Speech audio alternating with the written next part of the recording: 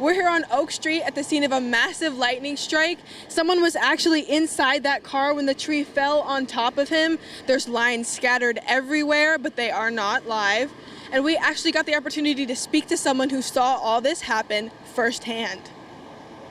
I'm here by the St. Johns River. Some heavy wind has brought down trees and is stirring up the river. As you can see just how powerful the wind and the waves are, moving the dock.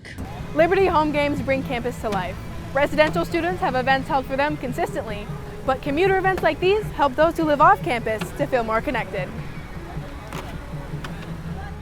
200 people will be selected every 3 months to fish for Atlantic red snapper outside of the federal season. The core goal that Coach Reynolds has for the MSU Roadrunners is that he wanted to create a family of the best players in the area. He was actually inspired by a 30 for 30 segment on ESPN from the 70s, where Miami's coach drew a line across the state of Florida and said, everybody from this area down I want on my team.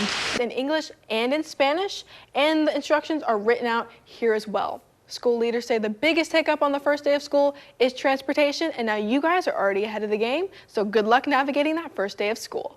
Pencils and pens are just some of the things you can save on this month during the tax holiday. Other things include tape, wipes, and paper. Says his work ethic is unmatched and his workout routines and diet are unwavering. Coach Reynolds says he doesn't think that he's had a cheeseburger in months. There are several conversations happening about what the plans for Jacksonville's downtown and the surrounding areas will be. Straight off of a bye week this week, they've been able to use this time to really rest and recover, to leave everything on the ice tonight. However, Coach Hughes made sure that they didn't lose their competitive groove to stay focused. He says the name of the game tonight is back to the basics.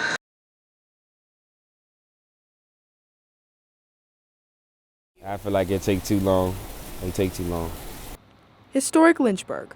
What once was beautiful is now showing its age, making way for the city of Lynchburg's downtown revitalization project. The only problem is the timeline.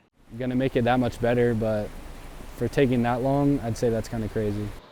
And the fact that some locals aren't even aware of the city's efforts to save itself.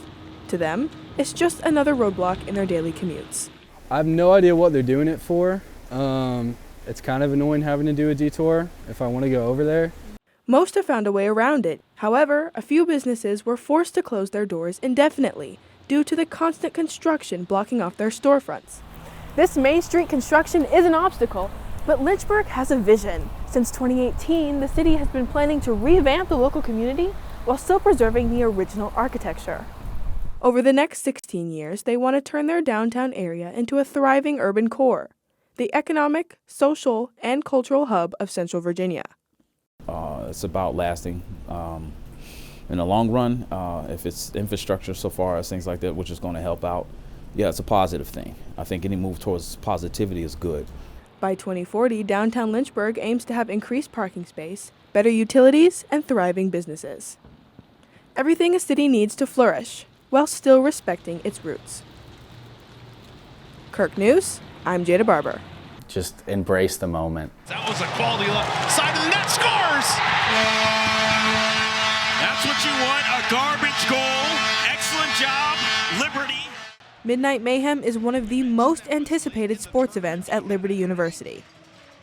I just remember getting to the rink and within, by 10 o'clock, 11 o'clock, there were lines all wrapped around the doors, and, it was like, wow, we're here at, almost midnight puck drop, and there's, an electric crowd, and, it just goes to show the community and the sport that we have with our hockey team here, and, the fans and students coming out was it's pretty cool. Starting at midnight, these games don't end until 2:30 or 3 in the morning.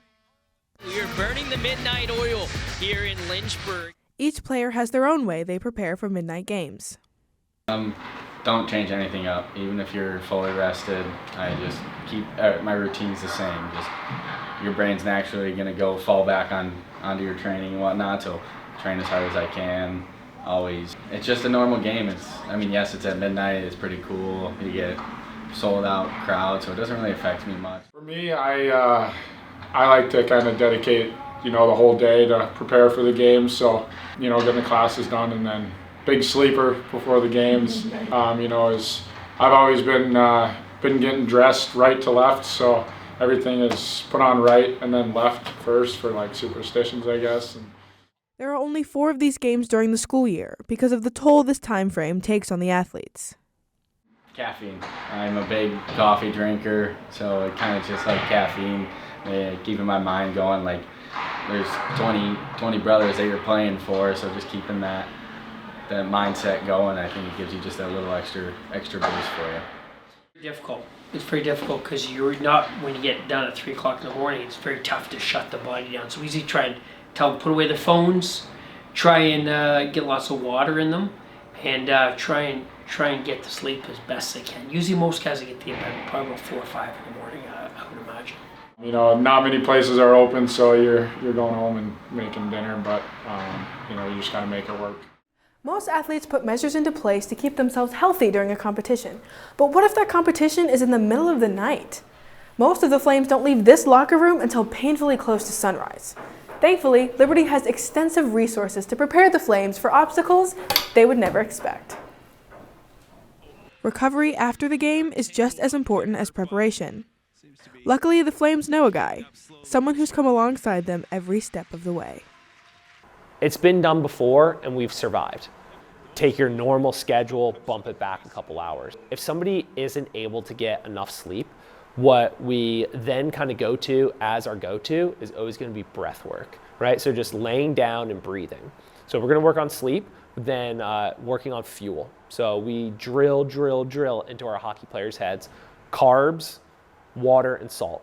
Carbs are the fuel of hockey. So that way when that extreme exhaustion does set in, they're ready for it, they're prepared for it mentally, and they know how to react. It's really up to us as coaches to get them prepared for anything that they're going to overcome.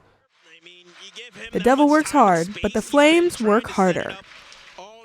In Lynchburg, this is Jada Barber, Liberty News.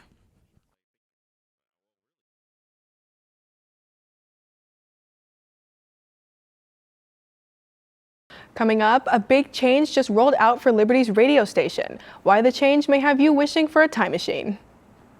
The first time that Governor Youngkin has spent time on Liberty's campus. The Republican leader actually has spoken 2 other times.